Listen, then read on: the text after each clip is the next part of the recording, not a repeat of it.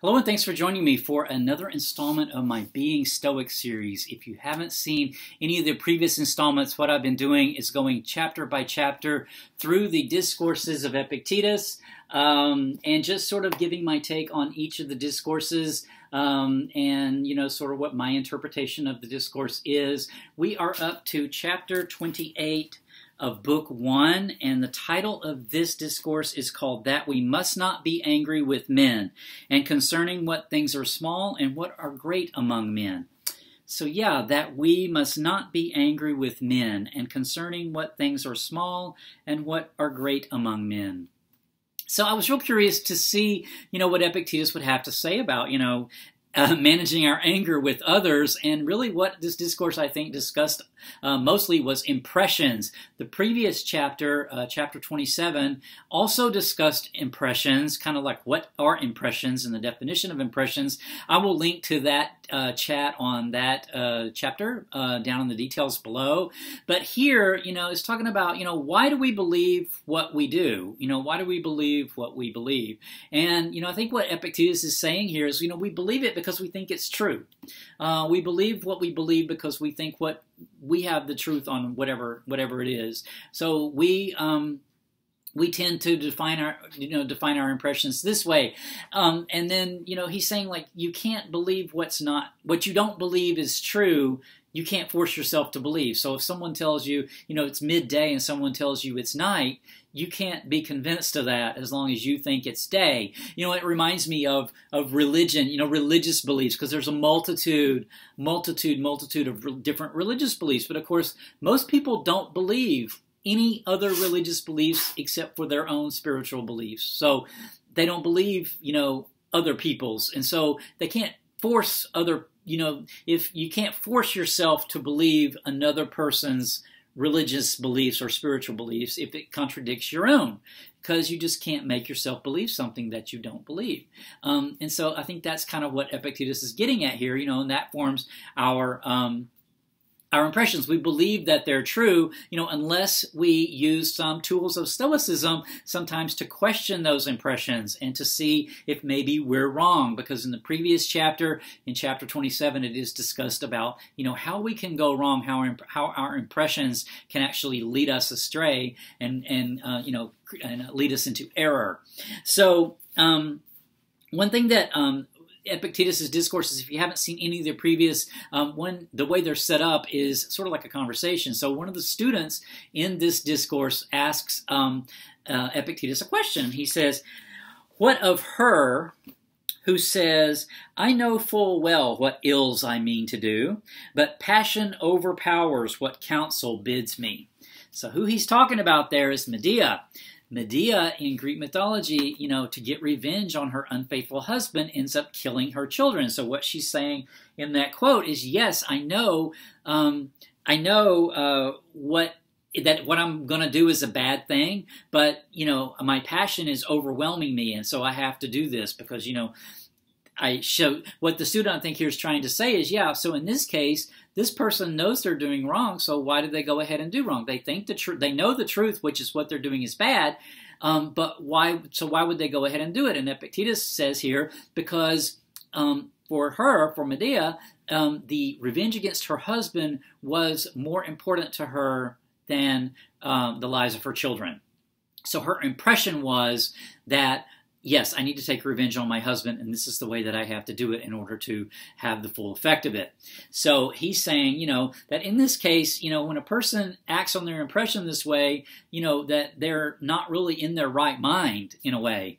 And so we shouldn't be angry with them, because it's not productive for us to be angry at the actions of others who are acting on their impressions, because other people are acting on their impressions because they think what they believe is true. So, I think this really resonates with politics a lot of times, when we get really angry with people who do not share our political views and who are doing just what we conceive are destructive acts. But in their perspective, they are doing what is good and what is true, and it is us who are doing, who are, in error. And so this is also discussed in a way in this discourse, which is about war. Epictetus actually has a quote in this discourse that says, "The Iliad is nothing but men's impressions. Meaning, Menelaus did not have to start the Trojan War in order to get Helen back. His impression was that he needed to get Helen back sort of at all costs, and that was what was true and good. But he could have thought something else was true and good, such as Paris has Helen, let Helen stay with Paris, I'll go and live my life in some other way. But that's not what happened.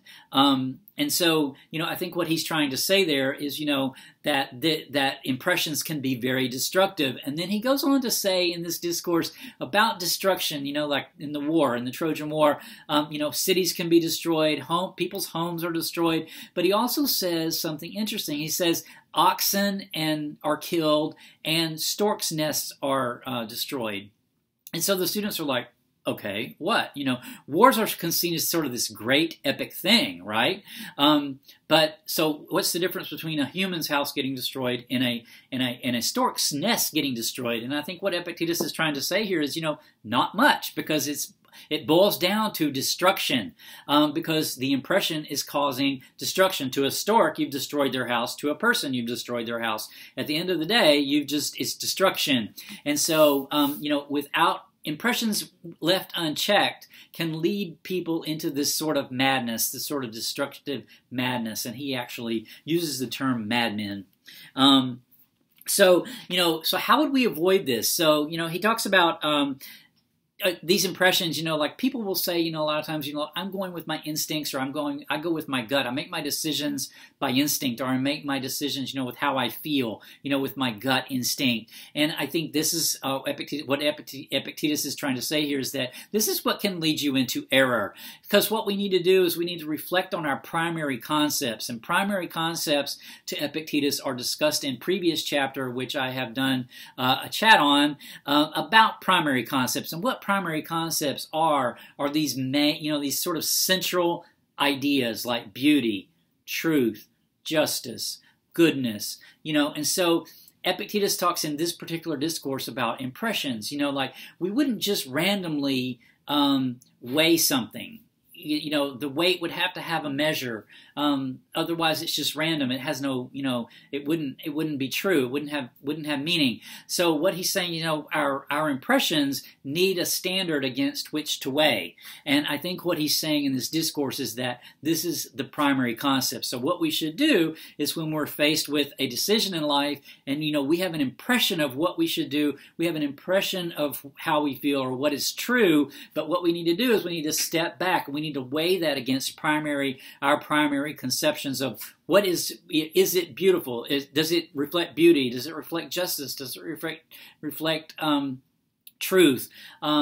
Just these sort of primary concepts to make sure that we're not in error, that our impressions are not leading us into error. I think that's what he's trying to say really in this discourse. So I think I will stop the chat with that. I hope that made sense. I'm really hoping to get these Being Stoic videos more kind of back onto a routine of getting them done, because it's really good. I really enjoy actually taking some time out, reading the discourse. They're actually fairly short, and spending some time like thinking about it, like what I think about it, and then putting it into a video format. It's really good for me, and I hope you find it somewhat enjoyable as well. We are wrapping up. We don't have that much further to go in book 1, but there are 4 books to the discourses, so still quite a lot of chapters to go. Chapter 29, which is the next chapter that I will be reading, is called On Constancy. On Constancy. So I have not read this yet, so I will read this, give it some thought, and then get a chat up on it. Hopefully not in the not too far future. So until then, take care. Bye.